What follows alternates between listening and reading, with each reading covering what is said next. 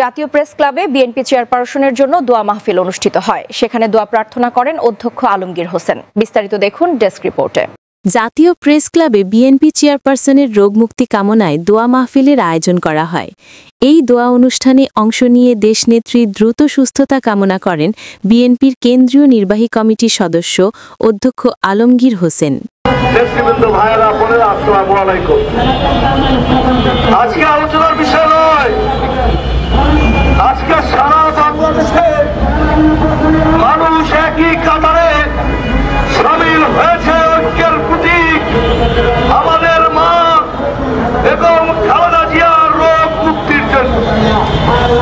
গতকাল বাংলাদেশের অন্যতম দরবার শরীফ সরসিনা পীর সাহেবের ওখানে লাখো লাখো মুসল্লি আমিন আমিন ধ্বনিতে প্রকম্পিত হয়েছে দক্ষিণ অঞ্চল দেশ মাতার রোগ মুক্তির জন্য।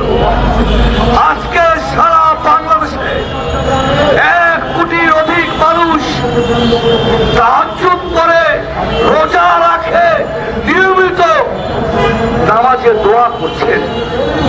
যারা নামাজ পড়তে জানেন সে যে দলেরই হোক, তিনি নামাজ শেষে এই মহান নেত্রীর জন্য দোয়া করছেন তার সুস্থতা।